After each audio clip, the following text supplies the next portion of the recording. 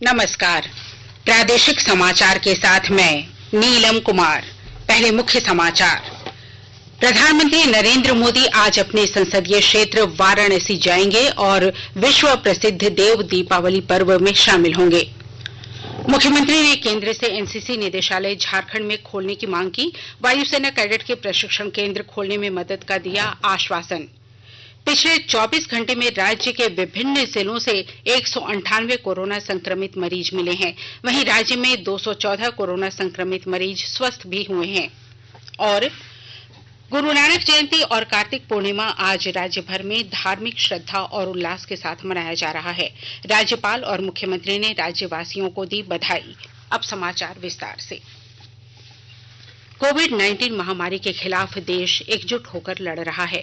आप भी हमारे साथ सुरक्षा और बचाव के 3 आसान एहतियाती उपायों का संकल्प लें। मास्क पहनें, 2 गज की दूरी है जरूरी, सुरक्षित दूरी बनाए रखें, हाथ और मुंह साफ रखें। प्रधानमंत्री नरेंद्र मोदी आज अपने संसदीय क्षेत्र वाराणसी जाएंगे और विश्व प्रसिद्ध देव दीपावली पर्व में शामिल होंगे। इस दौरान प्रधानमंत्री कई कार्यक्रमों में भाग लेंगे। श्री मोदी राष्ट्रीय राजमार्ग 19 के हंडिया प्रयागराज और राजा तालाब वाराणसी के 6 लेन चौड़ीकरण परियोजना को राष्ट्र को समर्पित करेंगे। इस परियोजना में कुल 2,447 करोड़ रुपए की लागत आई है। इस दौरान प्रधानमंत्री एक जनसभा को संबोधित करेंगे। इसके बाद वे काशी विश्वनाथ मंदिर, गलियारा परियोजना और सारनाथ पुरातात्विक स्थलों का दौरा करेंगे। मुख्यमंत्री हेमंत सोरेन ने भुइयां जाति की 9 उपजातियों को अनुसूचित जाति की श्रेणी में शामिल करने के लिए डॉक्टर रामदयाल मुंडा जनजातीय कल्याण शोध संस्थान TRI के प्रतिवेदन को स्वीकृति दे दी है। ये उपजातियां क्षत्रिय, पाइक, खंडित पाइक, कोटवार, प्रधान, मांझी, देहरी क्षत्रिय, खंडित भुइयां और गड़ाही गरही शामिल हैं। मुख्यमंत्री ने TRI के प्रतिवेदन को अनुमोदित करते हुए उसे सामाजिक न्याय और अधिकारिता मंत्रालय भारत सरकार को भेजे जाने के प्रस्ताव पर अपनी सहमति दी है।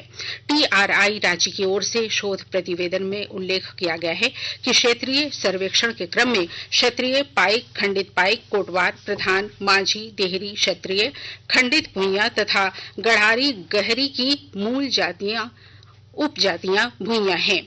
इनका गोत्र कच्छप, कदम, महुकल, नाग और मयूर शामिल है।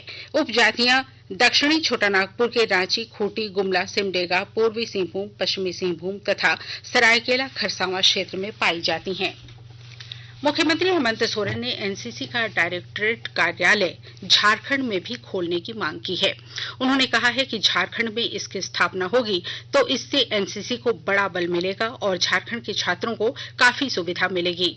मुख्यमंत्री एनसीसी रांची द्वारा आयोजित संविधान दिवस के समापन समारोह में बोल रहे थे। उन्होंने कहा है कि एनसीसी के वायुसेना के कैडेट का प्रशिक्षण केंद्र खोलने में राज्य सरकार एनसीसी को पूरी मदद करेगी। मुख्यमंत्री ने कहा कि एनसीसी के नौसेना विंग के प्रशिक्षण की प्रक्रिया प्रारंभ करने के लिए झारखंड में भी व्यवस्थाएं मौजूद हैं। बहुत आसानी से प्रशिक्षण केंद्र खोला जा सकता है और प्रशिक्षण दिया जा सकता है। उन्होंने कहा कि राज्य का फ्लाइंग एकेडमी वायुसेना के क्षेत्र में जाने की इच्छा रखने वाले बच्चों के लिए महत्वपूर्ण भूमिका अदा कर सकता है। इसके लिए एक कार्य योजना बनाने की जरूरत है। श्री सोरेन ने कहा कि एनसीसी ने देश के संविधान में साथ कदम से कदम मिलाकर लोकतांत्रिक व्यवस्था को ढांचे पर सुरक्षित रखने के लिए अहम भूमिका निभाया है। यह हमारे लोकतंत्र और सामान्य नागरिक के लिए गौरव की बात है। उन्होंने कहा कि झारखंड में रांची और हजारीबाग में एनसीसी बटालियन का कार्यालय है। करीब 32,000 नौजवान इससे जुड़े हुए हैं।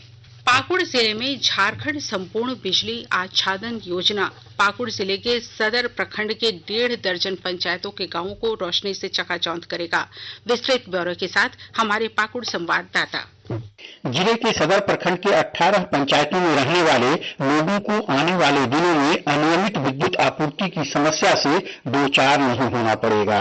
हजारों उपभोक्ताओं को लो वोल्टेज की समस्या से मुक्ति के साथ ही 24 घंटे बिजली भी मिलेगी। ऐसा इसलिए कि झारखंड संपूर्ण बिजली आच्छादन योजना के तहत दुबराजपुर गांव में पावर सब स्टेशन का निर्माण कार्य जोर शोर से चल रहा है। लगभग 2.5 करोड़ की राशि से बन रहे इस पावर सब स्टेशन से इलामी, रहसपुर सहित पाकुड़ सदर प्रखंड की 18 पंचायतों के दर्जनों गांवों के लोग लाभान्वित होंगे। कार्यपालक अभियंता विद्युत समीर कुमार ने बताया कि दुबराजपुर पावर सब स्टेशन बनने से हजारों विद्युत उपभोक्ताओं को अनियमित विद्युत आपूर्ति की समस्या से निजात मिलेगी। कार्यपालक अभियंता ने बताया कि कार्य युद्ध स्तर पर चल रहा है। राम प्रसाद सिन्हा, आकाशवाणी समाचार, पाकुड़। हावड़ा से इंदौर जाने वाली शिप्रा एक्सप्रेस की रफ्तार बढ़ने वाली है। शिप्रा एक्सप्रेस की गति बढ़ते ही इस ट्रेन के यात्री कम समय में ही अपना सफर पूरा करेंगे। इस बदलाव की शुरुआत 1 दिसंबर से हो रही है। 1 दिसंबर से रेलवे देश भर की कई ट्रेनों के टाइम टेबल को जीरो बेस्ड करने जा रही है।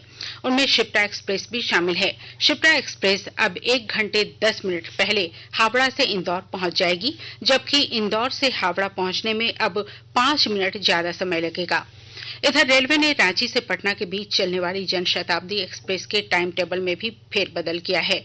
ट्रेन 1 दिसंबर से 2 मिनट विलंब से पटना से खुलेगी। गोमो और बोकारो में भी इसके आने और खुलने का समय बदल जाएगा।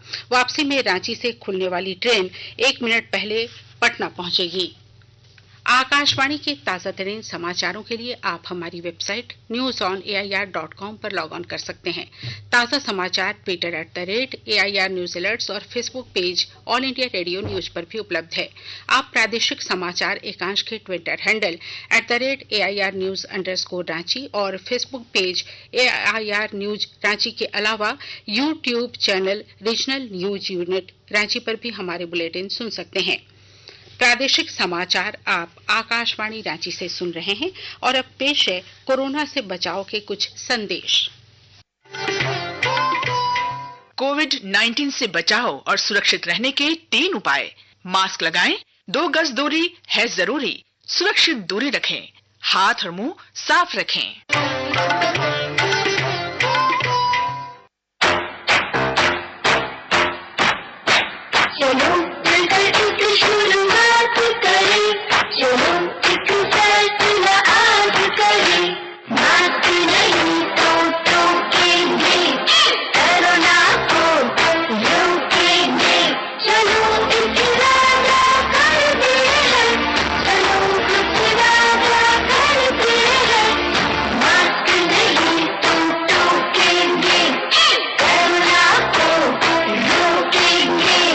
सरकार द्वारा जनहित में जारी।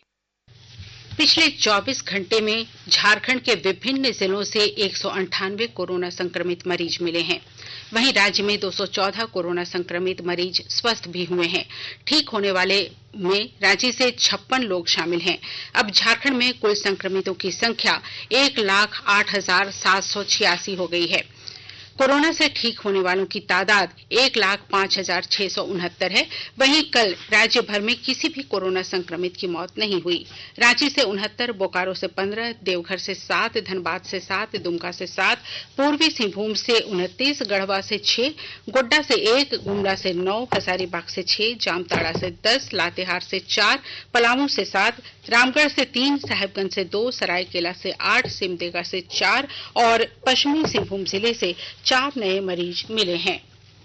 देश में कोविड-19 से ठीक होने वालों की दर 93.81% हो गई है। पिछले 24 घंटों के दौरान 45,333 मरीज ठीक हुए हैं। स्वास्थ्य मंत्रालय के अनुसार ठीक होने वालों की कुल संख्या 88,47,000 से अधिक हो गई है। इस समय देश में सक्रिय मामलों की कुल संख्या 4,46,952 है। पिछले 24 घंटों के दौरान 38,772 नए मामले सामने आए हैं और इसके साथ ही इन मामलों की कुल संख्या 94,31,000 से अधिक हो गई है। स्वास्थ्य मंत्रालय ने कहा है कि टेस्ट, ट्रैक और ट्रीट के प्रभावी कार्यान्वयन के कारण स्वस्थ होने की दर अधिक होने से मृत्यु दर में कमी आई है। भारत में मृत्यु दर 1.45% है, जो विश्व में सबसे कम मृत्यु दर वाले देशों में से एक है। पिछले 24 घंटों के दौरान 443 लोगों की मौत हो जाने से कोविड से मरने वालों की कुल संख्या 1,37,149 हो गई है। भारतीय आयुर्विज्ञान संस्थान परिषद के अनुसार पिछले 24 घंटों के दौरान 8,76,000 से अधिक नमूनों की जांच की गई। इन जांच से अब तक मरीजों की कुल संख्या 14 करोड़ 3 लाख से अधिक हो गई है। हजारीबाग जिले में धान बेचने के मामलों में किसानों की परेशानी से छुटकारा दिलाने के लिए जिला प्रशासन ने कदम उठाया है। उपायुक्त आदित्य कुमार आनंद ने बताया कि जिले में 62 पैक्सों द्वारा धान खरीद के लिए आवेदन दिया गया था। जांच के बाद 40 पैक्सों को धान खरीद के लिए अनुमति दी गई है। इन पैक्सों द्वारा धान खरीद की प्रक्रिया प्रारंभ कर दी गई है। उन्होंने कहा कि अन्य पैक्सों की जांच के बाद वहां धान क्रय केंद्र खोलने के बाबत निर्णय लिया जाएगा। किसानों को होने वाली समस्या का जिक्र करने पर उपायुक्त ने कहा कि इस दिशा में अधिकारियों को आवश्यक निर्देश दिए गए हैं। उन्होंने किसानों से अपील की कि वे क्रय केंद्र में ही धान बेचें, व्यापारियों और बिचौलियों को कम दाम में धान न दें। किसान जो है पैक्स खुला है और पैक्स में जितने लफड़े है उसको लेकर बिचौलियों को बड़ा ज्यादा मुनासिब समझते हैं। तो ऐसे में किसानों को क्या करना है? यदि किसी भी तरह से कहीं से भी किसी भी यदि पैक्स से या कहीं भी किसी भी इस तरह के संस्था से कोई शिकायत आती है तो हम उसका तत्काल निराकरण करेंगे। हर एक पैक्स पे इसके लिए जो भी धान अधिप्राप्ति केंद्र चाहे वो पैक्स हो या अन्य कोई भी संस्था हो उस पर हम लोग पदाधिकारी की प्रतिनियुक्ति करेंगे और इस तरह की कोई समस्या किसानों को नहीं उत्पन्न हो धान अधिप्राप्ति के दौरान ये हम लोग सुनिश्चित करेंगे। किसानों से हम लोगों का ये अपील है कि अधिक से अधिक किसान जो धान अधिप्राप्ति केंद्र है उसके तहत अपना धान बेच करके जो मिनिमम सपोर्ट प्राइस का जो मुख्य उद्देश्य है जो किसानों के हित के लिए है उसका लाभ अधिक से अधिक लोग उठा सकें और अन्य जो अनप्रोफेशनल या अनऑर्गेनाइज्ड मार्केट है उसके जो नुकसान है उससे बचें। गिरिडीह जिले के पुलिस अधीक्षक अमित रेणु की गुप्त सूचना पर जिले के अलग अलग थानों में कार्रवाई करते हुए 113 पशुओं को जब्त किया गया है। गिरिडीह एसपी को सूचना मिली थी कि पशु तस्कर जीटी रोड पर पुलिस के बढ़ते दबाव से बचने के लिए ग्रामीण इलाकों की सड़कों से पशु तस्करी कर रहे हैं। गांडेय एवं अहिल्यापुर थाना पुलिस बल की संयुक्त छापेमारी में पनंदिया मोड़ से 2 ट्रक एवं 3 पिकअप वैन में लदा 89 मवेशी को जब्त किया गया है। प्रशिक्षु आईपीएस हरीश बीन जामा ने बताया कि मवेशी को छपरा से पश्चिम बंगाल ले जाया जा रहा था। पुलिस ने पकड़े गए कुल 89 मवेशी को जब्त कर पुलिस अहिल्यापुर थाने ले गई है। गिरिडीह जिले के मधुबन थाना क्षेत्र स्थित सिंहपुर और जयनगर में कल देर रात भाकपा माओवादियों ने पोस्टर और बैनर लगा दिया है। पोस्टर और बैनर के माध्यम से माओवादियों ने युवक युवतियों से संगठन से जुड़ने की अपील की है। पोस्टर और बैनर लगाए जाने के बाद क्षेत्र में भय की स्थिति है। सूचना मिलने के बाद पुलिस मौके के लिए रवाना हो गई है। गुरु नानक जयंती और गुरु पर्व आज भारत सहित विश्व भर में धार्मिक श्रद्धा और उल्लास के साथ मनाया जा रहा है। यह पर्व सिखों के प्रथम गुरु गुरु नानक देव जी के जन्मोत्सव के उपलक्ष्य में मनाया जाता है। उन्होंने सिख धर्म की स्थापना की थी। इस वर्ष गुरु नानक देव जी का 551वां प्रकाशोत्सव है।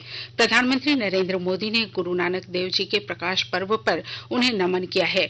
अपने ट्वीट संदेश में उन्होंने कहा है कि गुरु नानक देव जी के विचार हमें समाज की सेवा करने और बेहतर जीवन के लिए प्रेरित करते रहे हैं। राष्ट्रपति रामनाथ कोविंद ने गुरु नानक देव जी की जयंती पर देश विदेश में रहने वाले सभी नागरिकों, विशेषकर सिख समुदाय के भाइयों और बहनों को शुभकामनाएं दी हैं। उधर राज्यपाल द्रौपदी मुर्मू और मुख्यमंत्री हेमंत सोरेन ने राज्यवासियों को कार्तिक पूर्णिमा और गुरु पर्व की शुभकामनाएं दी हैं। राज्यपाल द्रौपदी मुर्मू ने कहा है कि कार्तिक पूर्णिमा सनातन धर्म के अनुयायियों के लिए प्रमुख त्योहारों में से एक है। मुख्यमंत्री ने कहा कि कार्तिक पूर्णिमा को हिंदू, जैन और सिख समुदाय के लोग अपनी परंपरा के अनुसार सदियों से मनाते आ रहे हैं और मानवता, शुभता के साथ सह अस्तित्व का संदेश देते हैं। कार्तिक पूर्णिमा के मौके पर आज चतरा जिले के कई नदियों में और जलाशयों में लोगों ने स्नान किया। वहीं इस मौके पर नदियों में अहले सुबह से ही श्रद्धालुओं की भारी भीड़ उमड़ी। लॉकडाउन और संक्रमण के खतरों के बीच सरकारी निर्देशों के बावजूद लोगों की भीड़ नदियों और मंदिरों में उमड़ी। वहीं लोगों ने पहले नदी में स्नान किया और उसके बाद मंदिरों में रीति रिवाज के साथ पूजा पाठ किया।